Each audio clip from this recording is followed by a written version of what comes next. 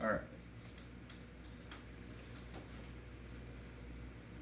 So, through all of that, it sounded like you associated most of your memories with your family. Mm-hmm. Your aunts and your uncles and your cousins and everything touched back to what family you were with, what they were doing. So, next question is, who do you think you were closest to growing up in all those years? Friends, family, which ones? Diana, Vicky, and Lenore. Okay, and who are they? Diana was Aunt Margie and Uncle Roy's daughter. We were all only girls, and we all only had brothers.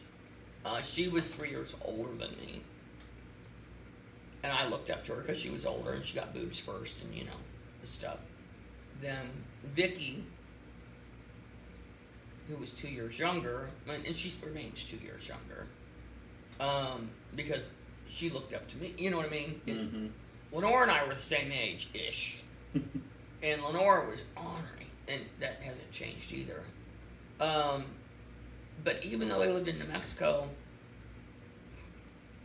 we saw each other all the time.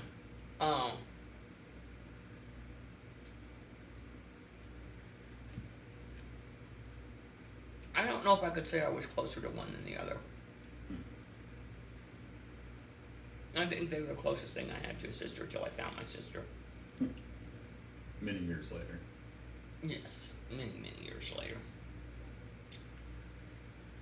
So I included this next question because I know for me, I had a lot of really fun times and good times as a teenager, and I wondered what was the equivalent for you? What are some good memories you have from being a teenager?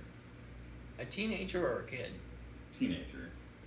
You know, those teenage years where you're out cruising the strip and out in the field and doing the stuff teenagers. I was running from the FBI as a teenager, honey. Did you have any of that? I didn't get to go to a prom. I never went to school dance.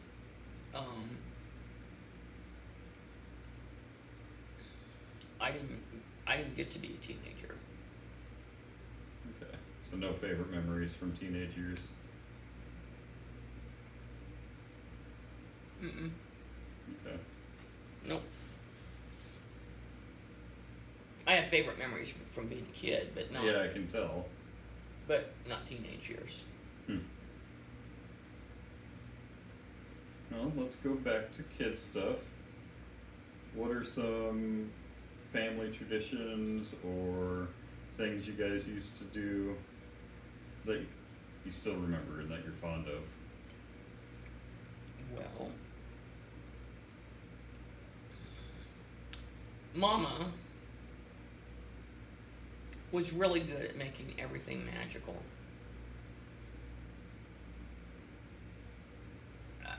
Somehow she made everything magic. And you know those soft lenses that cameras use for like love scenes and stuff? Mm-hmm. On certain, like Christmas morning and stuff like that, if you put a soft lens on us, that's how we felt. It was all warm and loving. Mom was very extreme with her children.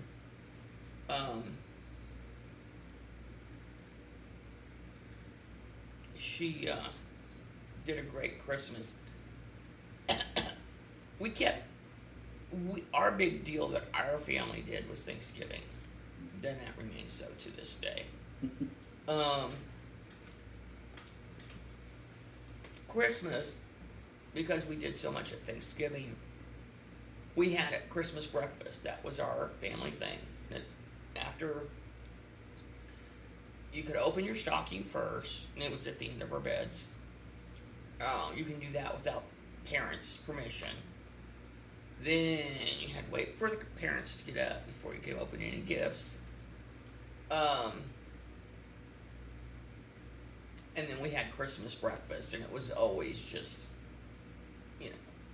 just the Christmas dishes, and everything sparkled, and there was candles, and orange juice, and milk, and every kind of meat, and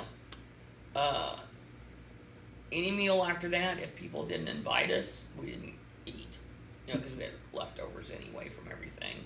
But normally, I remember having like a brunch or an early dinner at someone else's house, because we did do Thanksgiving.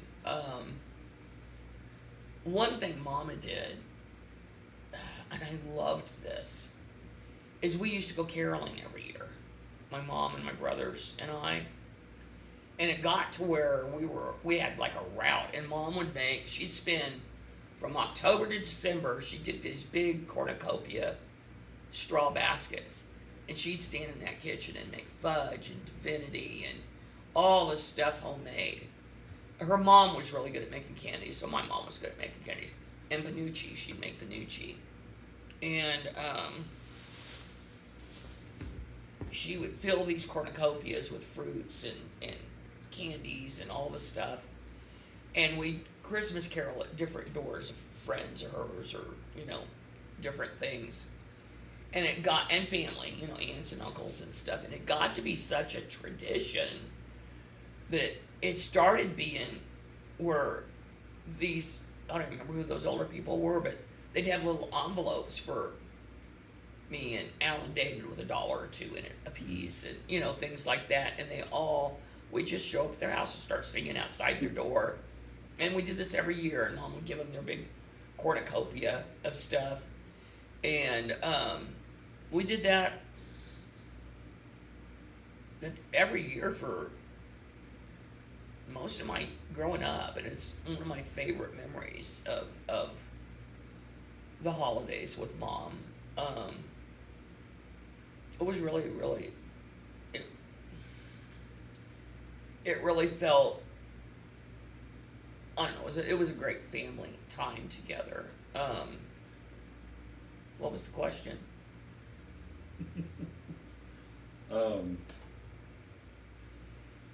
Family traditions. Oh, traditions. Yeah, I wish that would have carried on.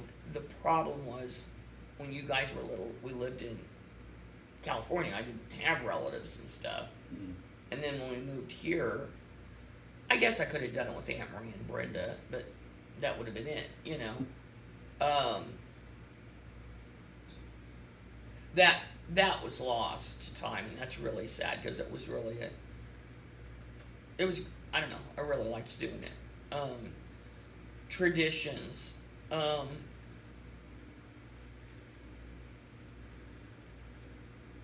Or just little things like game night or whatever. I know, I'm trying to think.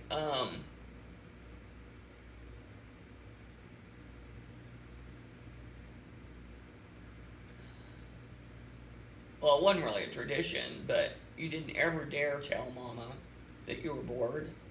She'd hand you an encyclopedia. That was our Google back then. And you would have to read everything that the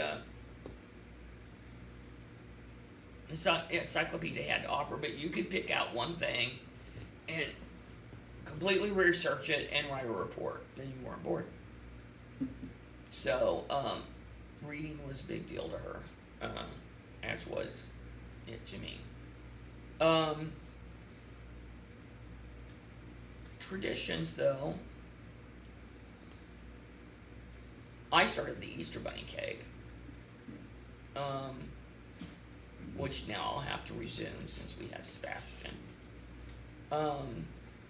Mama, and I tried it, but it just wasn't working, would always have these little candle holders at each of our plates for Christmas breakfast. And she'd light the little candles at each of our plates. But really, as far as tradition goes, that was probably about it.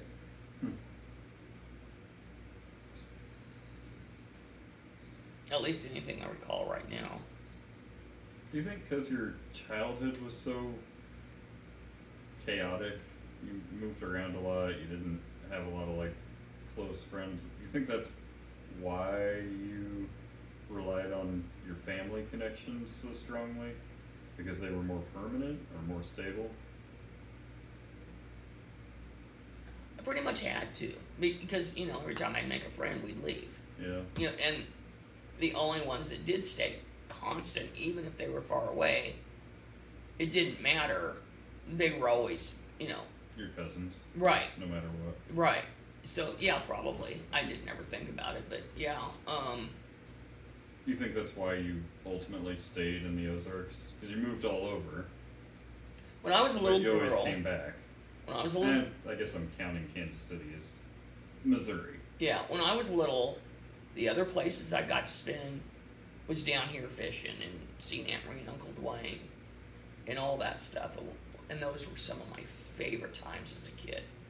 I loved coming down here and just get ate up with ticks and playing in the water and going to the rivers and, you know, being able to go barefoot and, you know, and it was and I told Aunt Marie one time, when I was little, I said, Aunt Marie, when I grow up, I'm going to live down here. I'm going to have my family down here. And kids say all kinds of things. And by golly, that's exactly what I did. I never wanted my kids to go from school to school. I mean, one year I went to 3 different schools in one year. The year I went to Blackburn, Higginsville, and some other school. There were 3 that one year. And I missed stuff. Like I never studied the Constitution. We were just fixing to start it. Ended up changing schools and they had just finished it. You know, change schools all the time, you know. Adults always say, oh, kids bounce back, they're resilient. Well, we just don't have a choice as kids. You know? Yeah. So I didn't get to, excuse me, I didn't want my kids, I wanted my kids to know their town, know their friends, and know their home. And I didn't want, and that's why David stayed where he was. We both, apparently it affected us both to where we wanted our kids to have their stable town. Yeah. So that's why we made the choices we did. I wanted it to be different for my kids. I got one more question for you. We'll close out Okay. early childhood, Okay. momhood. Is there a particular day or memory from that early childhood that if you could go back in time and spend it again, you would pick?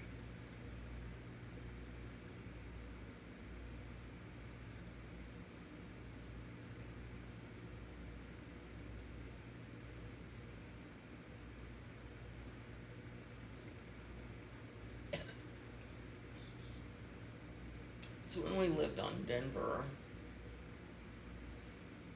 every night Mama would sing us songs to put us to sleep. And I can still know those songs to this day. I've sang them for you back when I could sing. And she must have been pregnant with Al. But I remember this one night, I was little, 2, because I was only 2 when Al was born.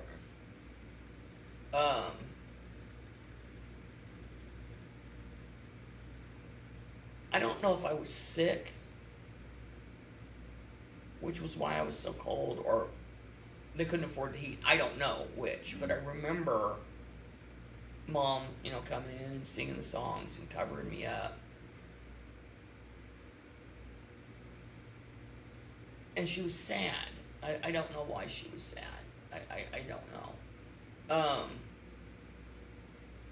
But I remember her singing, and I remember telling her again that I was cold. Like I said, I may have been sick and running a fever. I don't know why I was cold. And she cried because I had every blanket in the house. There were no more blankets, and she had no more to give me. But the look on her face that night and the feel of the room,